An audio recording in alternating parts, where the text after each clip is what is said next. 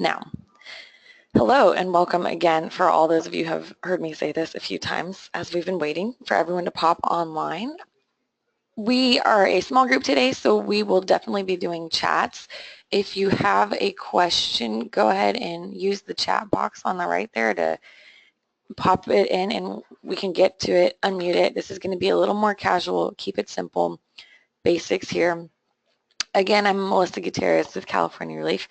I am a big Twitter fan. I decided to do this webinar because one great thing about California Relief is we have some really technological advanced groups, and we have some who are just starting Twitter for the first time, maybe just heard of Twitter, and this is a good place to just sort of sort out what we all have in common, no matter what level we're using it at. So let's go ahead and get started. How today will go. I'm going to do just a very simple, bare bones, basic explanation of how Twitter works using the slide that I believe you're seeing on the screen. And then we will also be using twitter.com, the official website, to demonstrate what we're talking about. So I'll be switching back and forth between that. Bear with me as we get used to the flashing screen change there. And then we'll do some Q&A throughout. So if at any point during this webinar you have a question, please ask it in the box, chat. We can unmute. Again, small group that will be doing we'll be able to really connect here one-on-one or one-on-5 or one-on-10 and share together. At the end, if there is time, we will be able to assist you with Twitter, your own Twitter, setting up your own Twitter, or at least set up times where I can help you today or tomorrow about maybe some extra troubleshooting that you have going on. So first step here, why tweet? There are three main reasons that I think Twitter is important for us in the tree world here. One, professionalism. It shows that we're legitimate 21st century organizations who aren't just hippies with our heads in the clouds hugging trees. It shows that we're aware that this is a communication tool that can help us get our message out. Having a Twitter enables you to connect with a bigger conversation on a bigger scale. It shows that we're in touch with technology, even if you don't feel like you are. You can fake it till you make it, and the first step to doing that is getting a Twitter account. Secondly, character. Twitter is great because it allows you to be a real person. If you're on Facebook, you probably already know that you're liking your mom's posts, your grandma's posts, your high school friend's posts. Twitter is a great place where that professionalism can combine with the character. And what's more specific with Twitter is that it allows you to have this one-on-one connection where you're directly talking to a specific person in a timeline that isn't aggregated in the same way that Facebook is. It shows, a lot of you have heard stories about if you're traveling on Southwest Airlines, sometimes you'll tweet at them and they'll actually get a really impromptu customer service response back. So for bigger organizations to connect with smaller groups, smaller individuals, just people in general, that's a great tool. That leads us to the third thing that I think we should be tweeting for, timeliness. Twitter allows you to respond immediately to people about current events, current issues, and you can directly, sometimes if you're lost in a city, you can tweet at the city and somebody will give you a pro tip on where you should eat for dinner or where you should turn if you can't find anybody to call. Things like that. It opens up a whole new portal for connecting with people in a really timely fashion. There's a perk to this, which is that if you make a mistake, Twitter moves so fast, it will go away in a few days, but even a tiny mistake can cause a big PR snafu. We're having this webinar after a tweet storm of an election, and you've all seen on the news how Twitters can get saved forever and taken out of proportion and cause a big stir. So you're well aware if you've voted or anything this year about the dangers of that. Why I personally love Twitter is, to me, it's a micro tool. It's a small thing you can do to make a big difference. It doesn't take a ton of effort, but you do have to learn the tools ahead of time so that you can kind of zoom in, zoom out, talk to people, connect to people, make an impact, and then keep going on your work. I love it because a small interaction can turn into a big relationship. I've used Twitter to connect with groups that I find interesting and, just one tweet say, hey, I like this project you posted, and then months down the line that group will apply for a grant with us. And it's fun knowing that this tweet was the seed to this bigger relationship that's growing into something bigger. For tree groups, that's really good because often we're so busy and small and overloaded that there's a lot to do. And letting Twitter do that work for us over time allows us to focus on other things. It's also an easy way to check in on how or what people are doing. If you want to know what California Relief is doing, you just zoom on over to our Twitter and you find out that, oh, hey, California Relief is having a Twitter Basics webinar right now, and I can know that immediately. I can find out any group. If I want to know what Tree San Diego is doing, I can go in here and say, oh, they had people donate for Giving Tuesday. They're up to snuff. They are looking to be active in their community. So it's kind of a way to knock at a door and say who's there in your world and who's online, who's in the conversation, and find out where people are. I also love Twitter because it's streamlined. Chronology makes it easy to know what happened when. You can scroll down to a date, and it's kind of a history tool that's a little bit easier to use than Facebook just because it's less content. I can find out, oh, in October, Tree People was tweeting about their big fundraiser event. So it's good to go back in time a little bit that way. And I also just love Twitter because it's simple. There's a lot of information out there, and Twitter really just zones in on this very minute, small micro action again. And it's a good way for you to practice focusing on doing the same way. Why should Tree People love Twitter? Well, first of all, it's paperless. We're going transitioning there makes that easy. You can put more content on another cyberspace. Secondly, it's free. Great tool. There are ways to pay and promote, but for the most part, you just get to talk to people free of charge. Another wonderful thing about trees that extends to Twitter is that everybody loves trees. They're beautiful. People can connect to them, and Twitter is just another place to show that off. Often, since Twitter has this big dialogue news cycle going on that people are using it for, a tree is a welcome break for it or a good connection to show why our communities are important and beautiful and healthy. Twitter is also a great place to connect to people who are different than you that you're looking for. Twitter is one of my favorite ways to get out of just the tree niche world. It is a good place to say you're looking to connect with a restaurant that you want to partner with for a fundraiser event. Twitter is where you follow them and you just start liking their tweets and loving their food. And one day maybe you have this partnership with that. Or if you're looking to connect with a hospital, same thing. It's just a good place to start building the relationship. It also allows you to connect with tree people at greater levels, state, national, and global. I've listed some examples, CAL FIRE, U.S. Forest Service, and even people in other countries who are doing tree research or have tree stories to share. I'll show you some of those in a minute here. So what's in a tweet?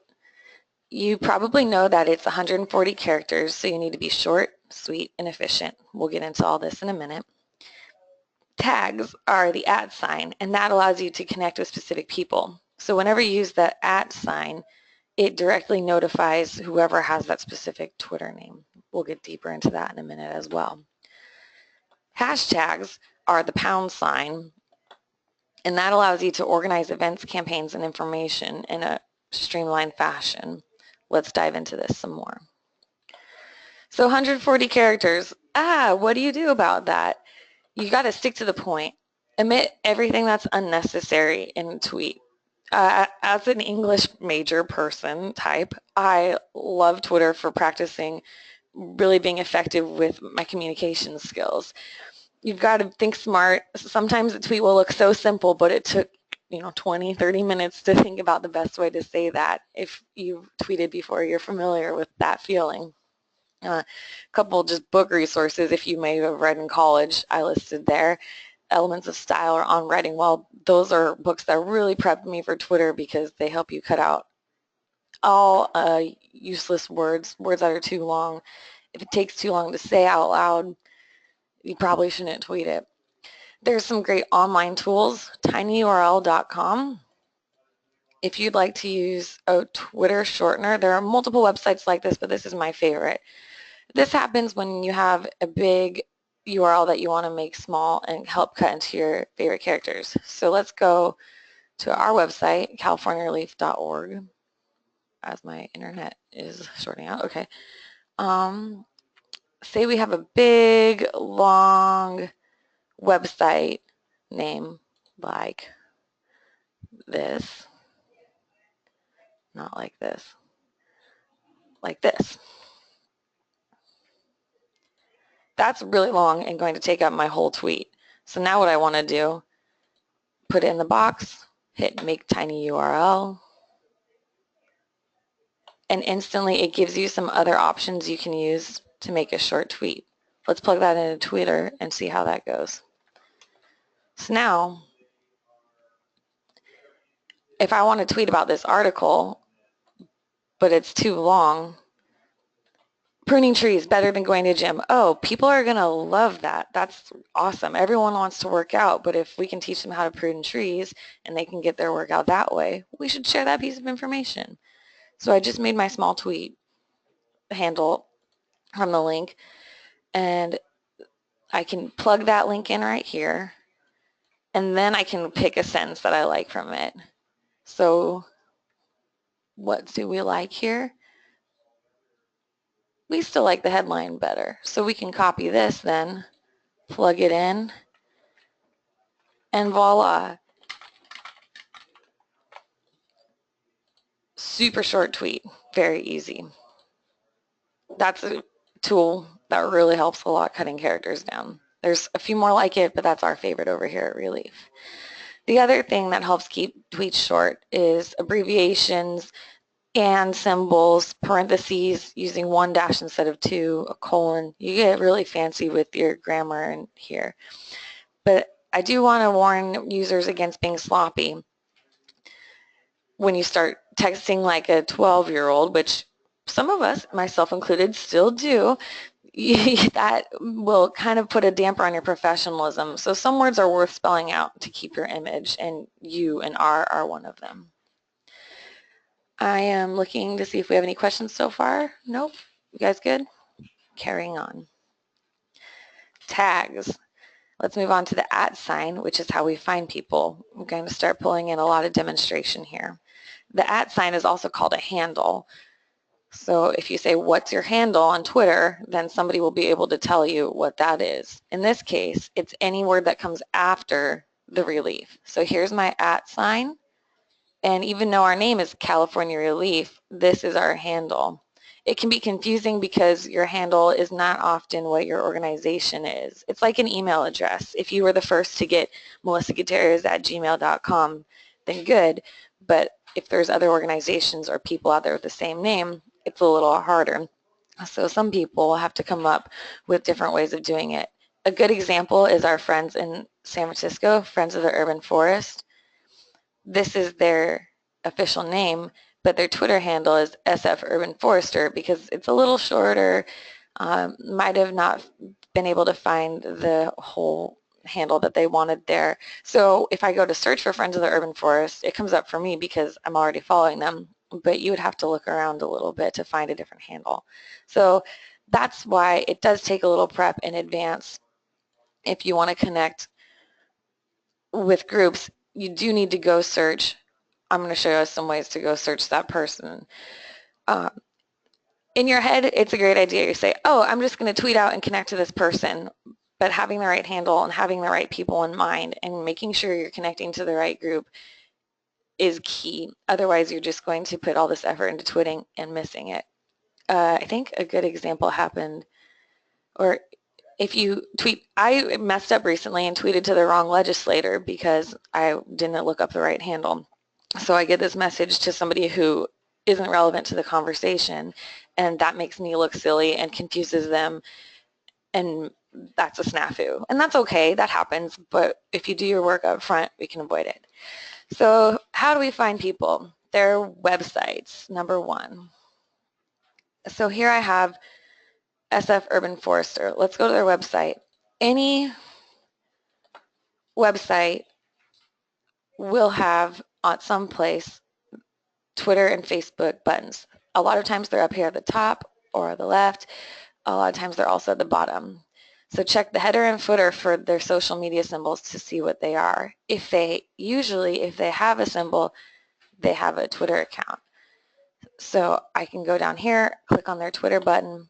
I'm already following them, but that's how I would find it. California Relief, same way. I find California Relief's website. Oh, I wonder if they have a Twitter. And of course, down at our bottom, we have our Twitter symbol too. So most websites, that's a really easy at-a-glance way to know whether or not anyone has a Twitter. Same as Facebook. Another way to find an account is to search by name, and it will come up on Google. I'll use my personal self as an example here. What you want to do is say a name. So I'll say Melissa Gutierrez, Twitter. And that's me personally, and then here's all these Melissa Gutierrez's. So that works. If I want to look for California Relief, I do that. Same thing. Google is really good usually about putting Twitters that are relevant up front. I recommend that search engine even before the Twitter search engine here. If I'm looking for a writer that I need to work with for a project, I'll find their name and find their Twitter and get information about them that way. Another search is the Twitter search, and that is effective, but often on Twitter, I find the Google search to be more effective if I'm looking for a very specific person, but Twitter's works like this. Same way, you search California Relief, which I'm here, but then it'll show me the accounts up top right here that come up most, but if anything's missing, let's try, let's just pick a fake name. David Blaine. And I get a bunch of people. Oops, sorry. And I'll search for this name. And they'll give me a few people, but I also can click accounts. And look, here's all the David Blaines that have ever made Twitter accounts. And you can read their bios to kind of see if they're the person you're looking for or not. Same with an organization. Let's try a network organization now. Let's try Tree Musketeers. It's coming up for me, but we're going to pretend like that's not happening. And look, oh, here's all these other Tree Musketeers. This is a group I've never heard of before. I can click on their profile and see that's Tampa Bay. I'm looking for California. That's London, Mongolia. Oh, these are the ones I know because these guys are in London also. So that's a very quick at-a-glance way to look for someone and see if they're on Twitter and then eliminate options and figure out who you're talking to. Again, the bulk of the work in Twitter is finding who you're talking to up front and keeping a good pulse on who you're following and who's following you and what that relationship is like. Another great way to do that is Twitter lists right here. You can make them and subscribe to them. They're not a very prominent feature in Twitter's interface, but they come in handy. Let me show you what they look like. I'll go to my home. This is my intro page on Twitter. And we can click here and click on lists. California Relief only has a few. We have one that we created about legislators that we tweet to when we're working on advocating for a certain bill, and that looks like this. And it's a streamlined, it's a custom search of your own timeline. It doesn't have to be people you're even following, but you can create a list of people you're following and not following, and they all have some sort of theme. So these are our legislators that we use on this list. Another list I have is the network members, you guys that have Twitter. So this is a great list that I love to use to find out what our network members are up to. So I can say, oh, LA Conservation Corps is having a planting on Saturday. I can see compiles all that the network members are doing, and I can look at it. Now, one thing you can do if you want to keep up too is you would be able to subscribe to this list. So if you go into California Relief, you can find our list and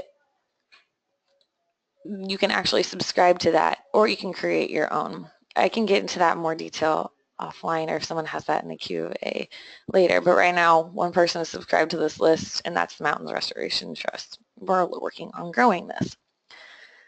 Another list that we follow, we subscribe to, is this link, California Legislators. This is a good example because somebody else went to the great work of finding all the California legislators that are working right now. So this is a great place to close down our search a little bit, find and really hone in on who we're talking to when we're trying to connect with legislators. There are, a great way for a organization to build a list would be maybe potential partners, people that you want to be working with. It can be volunteers, people who volunteered in your community. You can keep up with them and tweet them thank you after they came to an event. There's a lot of great ways to use the lists. That could be a webinar of its own, maybe next time. The final way of finding who we're talking to, we're spending a lot of time here because, again, Twitter's a relationship game and really matters that you're connecting to the right people and that you're aware of the right people, is to find who's following who. This is where I recommend being a stalker, and the only time I do that. So what we'll do is, so I'll find, let's try another group, Canopy, down in San Jose. So if I go to Canopy and I can find out who's following Canopy, this is my way of seeing who is interested in what Canopy is doing, and that helps me learn more about their audience, what they're talking to, who's interested in what they're saying. It's a great way to network, really, by finding, oh, look, this gluten-free potato fries thing follows them. That actually looks kind of spammy, but maybe there's some relationship there. They've got some individuals who are interested in what they're doing. They've got some local resource organizations. This is my favorite way of seeing who's involved in the conversation, who's listening to who's got an ear to what, who's saying what. So I can see who Canopy is following. If I want to connect to who they're following, that way I can see who Canopy thinks is important. So they're listening to their local news, they're listening to some important science leaders, so they're getting news that they can share with their network, and that's how I can see where they're getting their information from as well. And this is a great way. You can just go through and say, that looks interesting, click, that looks interesting, click, and instantly those get added into my newsfeed as well. All right, so this is all our ways of following. Once you have followed all those people, it comes up in your home feed. So this is my home feed. This is what it looks like once I've added all these people in. It goes on and on and on and on, and you can look at Twitter all day, forever, but you won't because you have to get out there and plant trees and connect to your communities. But this is a good starting point. So next, oh, not next. The reason, once you've collected all these people, is that you will tweet at them if you want to talk to them. So use that @ sign if you just want to strike up a tweet. I see that Marjorie from Tree Musketeers is on our Twitter, so we're going to use her as an example. Thanks for joining in our Twitter chat today at Tree Musketeers. And that will go directly to the Tree Musketeers account. Now, maybe the social media person there is different than Marjorie, maybe not, but either way that forms some kind of connection, whether that's one to her or one to the social media person. That way people know that we're talking to them. That's how that part works. Now I added a part 2 on 2 tags because this is where we get to start tricking Twitter, but not actually, because Twitter made a way for us to connect with more people but still meet that 140 character limit. And this is an awesome tool, my favorite tool in the tree community to connect to people. You can tag up to 10 people in a photo and not take any space from there, from your your actual tweet. So if you say wanted to tag a bunch of people, like say I wanted to tag a bunch of network members, High Relief Network, it would look like this. Tree San Diego, Sac Tree Foundation, Tree Musketeers, Canopy. Oh, hey, Tree Musketeers liked my tweet. See? Instant connection. Canopy, Tree People. This goes on and on. We can fill up that thing, and I can't even say what I want to say to them anymore because I use all that space tagging. And it's fine if I'm just saying hi, but what if I have something else to say? So instead, we can add a picture, find a nice tree that we like. How about this one? Street trees. Look at these awesome street trees. What is your favorite tree in your neighborhood? How do trees help keep us healthy and thriving? So that's a way to generate conversation. I'm using the whole tweet on that. Maybe I want to say, we can do hashtag later. But then once I've made this tweet, I can go to this photo, and here I can search those same people, add all my favorite network members around, and that doesn't take any space up from the tweet.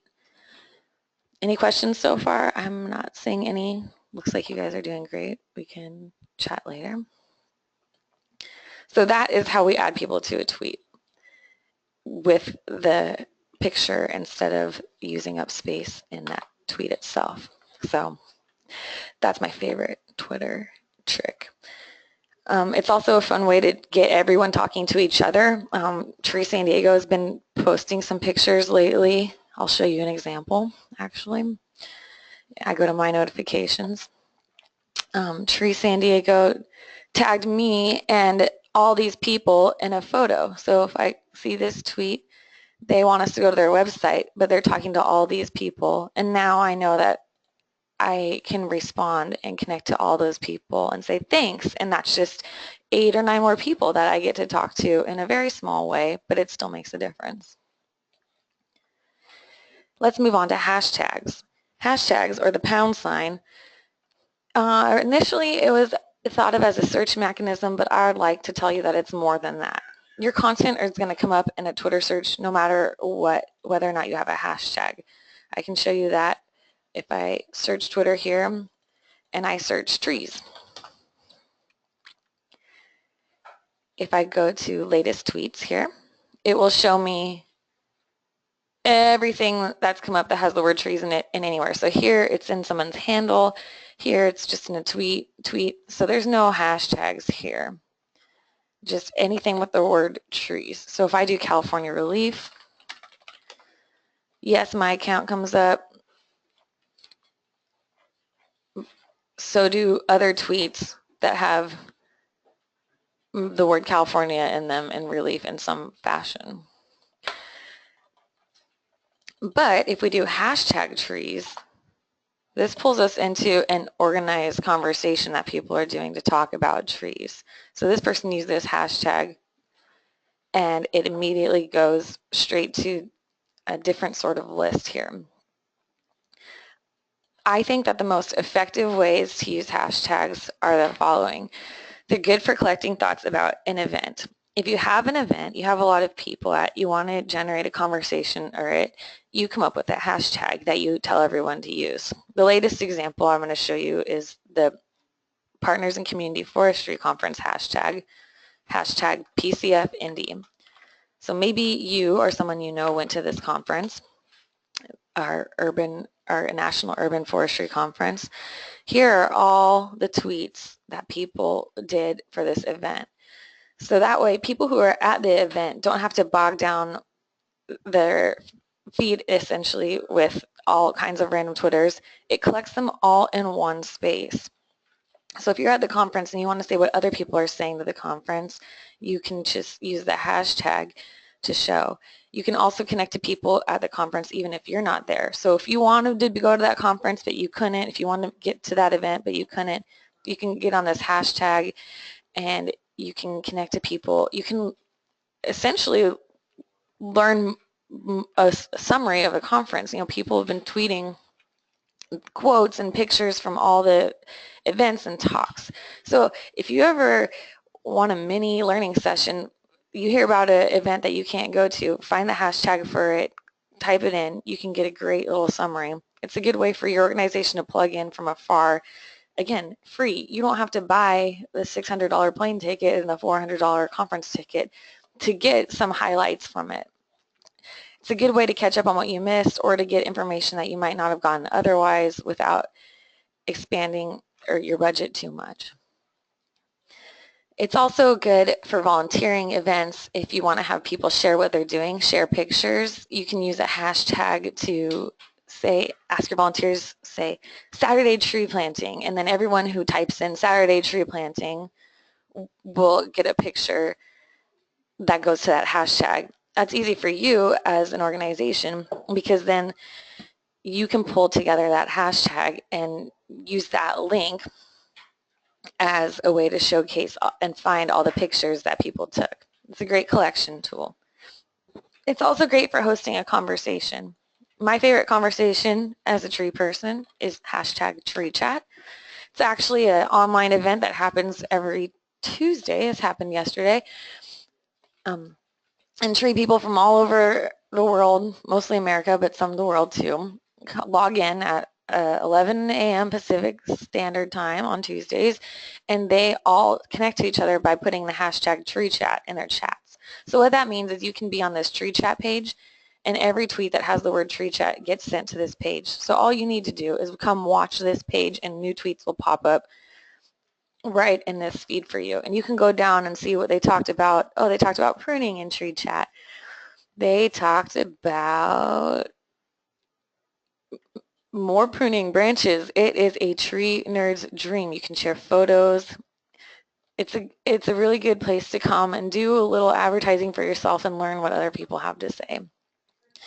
There are other chats too, health chat. The tree chat is an example of all the types of things that other industries and disciplines are doing. So if you know there's a tree chat, you know there's probably a parks chat, or there's a utilities chat somewhere. Someone is doing that, and you can start looking for those things and thinking for where are those conversations happening, and you start listening. The third thing that I think hashtags are good for is organizing your own campaigns or contributing to others' campaigns. Example that we did that had way too many characters in it is Save Our Water and Our Trees, which was our drought campaign that began a year and a half ago now, I think. So if I type in Save Our Water and Our Trees, here's some California relief tweets. Here's Enviro Woodland. Great, they got our logo and they plugged it into this conversation. Sack Tree, everyone using this hashtag canopy, other people contributing that we don't even know in other languages. That's awesome. Save Our Water, using it to connect to us about trees. Us tweeting a lot about the drought. Everyone who uses this hashtag puts it into this conversation. So when an outsider is seeing this, they say, oh, they can click on it and see that's an official campaign and learn about it. And look at all these links in here that they can use as resources. They can learn about having a drought-friendly lawn. So it's just an easy way to compile related content about an issue. Another really wonderful example is the Uplift CA campaign, which is one that California Relief has been connecting with about working in diverse communities together. So here's the Uplift CA account, but they've used a hashtag to let this conversation about acting on climate and supporting our communities through climate change effective projects and actions all goes here. People talking about California together, people talking about how to use legislation and climate projects to make a difference in our state, all goes here. A really recent one that's easy to talk about is Giving Tuesday. So if I was, just regular person on the street and I wanted to find somewhere to give money to on Giving Tuesday, I could come in here and look at all the tweets and look at all these organizations that did Giving Tuesday, and I could look around and say, oh, I my grandma has Alzheimer's. I want to support these guys, even if it's too late. I can see that that is something here. So it's a easy way for you as an organization or a person to plug into this bigger conversation or a bigger event that's going on. That's hashtags. Any questions so far? We're jamming through. Got a few more things to do, and then we'll open up to some Q&A and see what you guys think. Content. What do you tweet? I use a really simple rule that I borrowed from Uptown Studios, someone who's coached California Relief at social media. The rule of thirds is 1/3 of it should be your content, things that you're producing that you want to share with your audience. 1/3 of it should be others' content. That's a place for retweeting. We'll get into that in 1 second. And 1/3 fun. Again, since Twitter is a place to be professional and show that you have character, your personality, you're not a robot. There's enough robots on the internet, and you're here to be a real person with a real voice making a real change in a real world. So you should have fun doing it. Your content. You as an organization or an individual get to decide what your priorities or areas of focus are. Trees is an obvious one. Maybe you're interested in youth. Maybe you care a lot about parks. Maybe you want to use Twitter to share your events. You have an event calendar that you worked really hard to make and you want to show it off, and Twitter is a good place to do that. For California Relief, we have a few areas of focus. We are interested in expanding with some health partners. We're interested in connecting with legislators. So those are things we're paying attention to, and that helps me figure out what I want to talk about. We do education, advocacy, and network. So those are our 3 main content buckets. We like to see what our network is up to, we like to see what our state is up to, and we like to share information about trees. So those are things I try to focus on.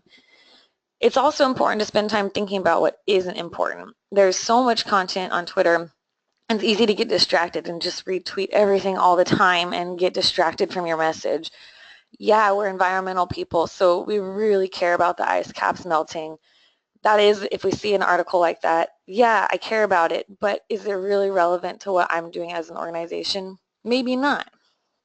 I do want to say a caveat to that, though, is that if it's a slow news day, maybe the polar bears are a good idea. If it's a fast news day, if it's Arbor Week might not be a great time to talk about polar bears because there's so much going on about trees. There's so many great events that our network is doing to plant trees or share trees or have volunteers come together. There's so many good things going on that would be a place that I wouldn't want to interrupt with something that was only semi-related. Does that make sense? I hope so. So others content. We want to use that priorities list I was just talking about, but that's where you begin to expand. So say I'm really, really interested in, youth internships. But I can begin to look around and say, okay, how can we connect them to jobs? So what I'll do is I'll start following groups that I can search for, like green jobs. So what if I type in green jobs here? I can start listening to people who are working in environmental jobs, and maybe it's not relevant to me now. I don't need to retweet this because it's in Canada, but maybe I am in Pennsylvania, or maybe I know somebody in Pennsylvania and I can share this. When we say sharing content, we mean retweeting. We'll get to that 1 second. But first, the reasons for doing it, I think, are important, is 1, to show that you're interested. People love being retweeted because it shows that they had a message that was important enough to say again. So, for example, if I tweeted about this webinar going on today and somebody else retweeted it, that makes me happy because it amplifies it. That way, not only are the people that I'm connected to on Twitter hearing about my webinar, but somebody else is sharing it with their network. It's a big compliment to retweet, even if it's something that maybe news-wise you disagree with. In our world, in Tree World, it's a wonderful way to share facts that we all agree on. There's a great Twitter Tree Fact Friday. I'm bringing it up for you right now. Arbor Day puts a lot of these on, but a lot of our network members have also gotten on board.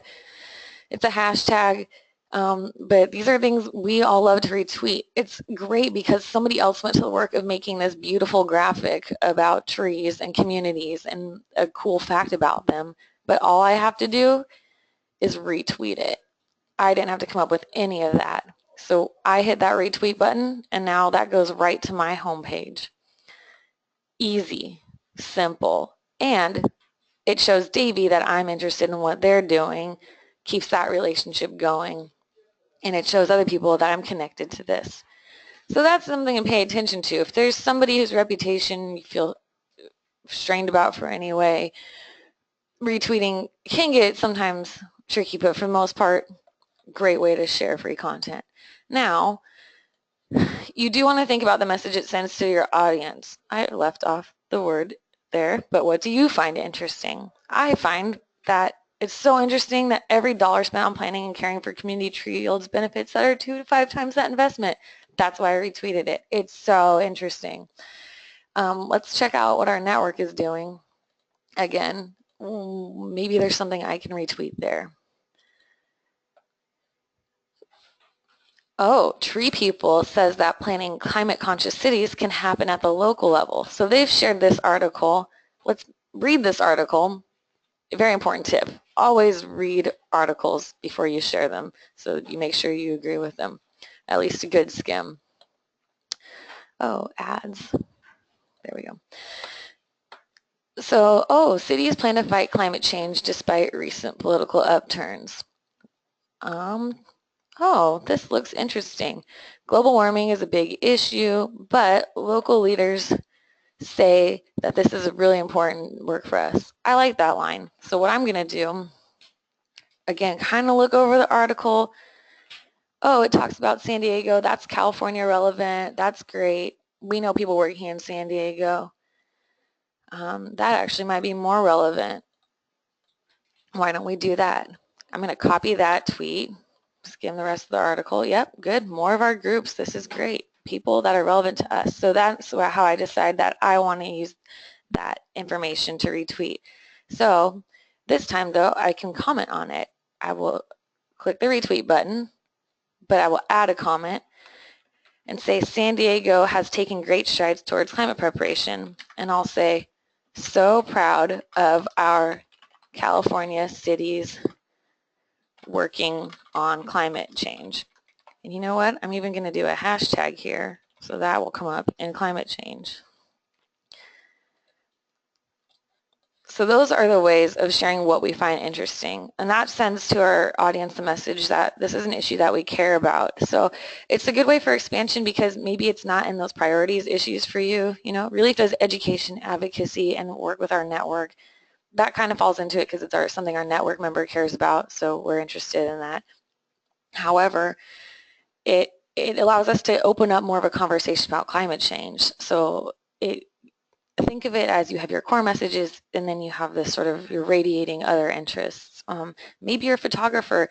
Maybe you have an arts program that you do with your group. Maybe you also work with special needs children. Those are worlds you can start tapping into as well through retweeting information and commenting on it. I just showed you the retweet. Let's repeat that really quick. I like just the regular retweet because it, again, populates it on my timeline in a way that doesn't show up as California Relief. So like I showed you earlier, if I come onto my Relief site again and I can scroll down, and if it's all California Relief symbols, that's a lot. We tweeted a lot yesterday because we were excited about this webinar. That's today. But here, I care about CAL FIRE. I care about Three Musketeers. I care about the conference that our executive director went to. I care about this tree movie. So it's a really easy way to show people at a glance what you care about because you're using someone else's content on your timeline. With your quotes, that's the way, like I showed you, to emphasize. In this case, I agreed. I wanted to pump up San Diego and tree people here. But it's also a good way to respectfully ask a question that makes people think. Maybe I disagreed with something I read in that article. I would say, what do you think of when you read this line? Or do trees really affect climate change? It's a good place to get a conversation going, even if you have a different bent on it than the original author. Lastly, that last third, let's talk about fun content. Relief has been busy. We haven't been doing this lately as much, but sometimes if we're redecorating our office, we'll throw up a picture of the new plant we bought. Or if somebody brings a dog in, you can show that. Tree Fact Friday is fun.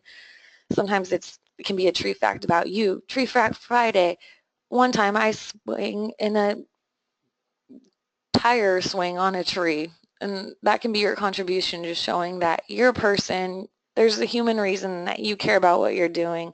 Oh, you work with a team that you love. There's a group of people that you care about that likes trees too. Twitter can be serious. There's a lot of serious news in your timeline right off the bat. If you log in, especially if you're in environmental world, climate change, communities, natural disasters, all sorts of things. You can help lighten the mood with your fun content. If you're having fun doing what you're doing, people will take notice. People appreciate that. People welcome the break in their day, and they everyone wants to have fun, and who better to do that than tree people? So where do you start? Relief, we're a lean organization, so even though I'm putting on a Twitter webinar, I'm just practicing with you guys what I'm teaching you to, working on solidifying and expanding this. It's a really valuable tool, so it is important to practice that even if you don't feel like you have it together. I really want to encourage you guys to at least get your accounts going, at least start somewhere, add to the conversation, because what you have to say is valuable, what you have to share, what you're doing. It's just an easy way to start getting things out there more, and what you do matters. So if you feel like, oh, I don't have time to create a Twitter schedule, create a big Twitter campaign, just start an account, start following a few people. Don't be afraid to let it sit there. A great goal for small organizations is to tweet once a week. If you're just getting started, once a week is great. That way someone can go to your homepage, your front page like this, and it's, like I said, knocking at the door. Knock, knock. Are they there? Yep, California Relief's here. They've been here this week. So that's how I can kind of see who's being active on a really cursory overview. A good goal for bigger organizations who are just getting started at Twitter is one time a day. So if you want to take it to the next level, try to tweet once a day and rotate through that third. Something that's related to you, something that's related to somebody else, and something fun. That's a good place to start. A goal for really taking it to the next step, tweeting 2 to 4 times a day is what I would consider an active Twitter presence. So that means you're not on there all day long because you have other things to do, you're busy, but in between a tree planting event and a meeting, you check your phone and you see that somebody posted an article about trees in cities, so you retweet that. Or you're just coming back from a volunteer event where there was a great turnout, so you snap a quick picture of it and tweet it twice a day, easy, and you're connecting with all these people that we just spent all this time finding and connecting with up front. Twitter is a bit a numbers game. I think that it's more about the quality of connection than the numbers that you're following. So here we are like, oh, really cool. California has 1,500 followers. We're following 500 people. Those are some, good numbers. We've been building our audience this year. It's been great to get more people involved in the conversation. So don't ignore it, but don't only tweet about it. If somebody tweets at you and they just have one follower, don't be embarrassed to retweet them. Good content is good content, and a good relationship is a good relationship, no matter how tiny it is. Some of our network members, maybe just got started on Twitter and they only have 10 or 15 people following them. It's not a waste to retweet their content. It's not only going to a few people. It's still matters because it's still a real relationship, and we all need to help each other build up. So Twitter is a fun place for us to work together as a network and share each other's information, and we have a common network in a lot of ways, but all of us are in different places in California or in the state, and we're all connecting with different people. So my encouragement to you is get out there, get started. Don't worry if it's a little sloppy or uncomfortable at first, but importantly, make sure you're connecting with the right people. We're going to now more resources. A lot of what I learned about Twitter and is from Uptown Studios, a consultant that we have at California Relief that we use, and they made webinars for us that you can go to our website and check out right here. If you sign up for this webinar, you might have visited this page. But here we have, social media 101. I can click on that. Takes you to our YouTube page where we have a lot of social media webinars. So if you want to take it a step further, I highly recommend going through these webinars that you can find on our website or on our YouTube page. If you get lost, email me and we can talk about that. I'm going to go ahead and open it up for questions because this is the end of what I have. So I'll leave this here so you guys can go to the website if you need. Do we have any questions? I'm going to turn off mute or you can chat in the box. Thank you all for being here today and for listening.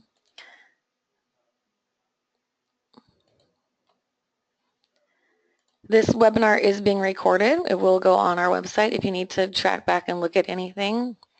My email, I forgot to put up here, but is mgutierrez@californiarelief.org. I welcome your questions. Diana has a question. How am I figuring out how to do this? I've taken everyone off mute, so if you have noise, go ahead and mute yourself. But if you have a question, go ahead and chip in now.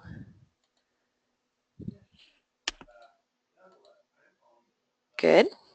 Yeah, hopefully that helped you figure out some Twitter information. Hopefully you feel empowered and encouraged to get started and connecting with someone in your community or outside of your community today through Twitter. Go to question. Oh, I do have questions. Oh, sorry, I was looking at the wrong chat box, you guys. You can search lists of people that you don't necessarily follow is a question. That's a great question, and that's the beauty of lists is that you can search lists. You can find people that you don't follow that have lists. I get added to lists all the time by people who aren't following me. It'll be California trees. They don't follow me, but they add me to a list. So following and lists do not go simultaneously. It's a good way that if you want to have like a news list, but you don't want your news coming up in your feed, you can put all the news sites on those. Another question is, can you tag 10 from a phone? Yes, you can. Sometimes it's challenging because that little thing that says, who do you want to tag in this picture is so small that you miss it with your finger sometimes or it doesn't scroll up all the way. So just be careful when tagging from a phone. It is there, but it shows up differently on different phones. And the other thing is it's harder to search for people you know. So maybe if you're going to a meeting and you know people are going to be there, do your homework ahead of time. And that way you will have their handles already and you can just maybe save that as a note on your phone and tag them that way because it's more difficult to search. I missed the first few minutes of the webinar. Ken, I will connect with you and we will set up your Twitter account after this.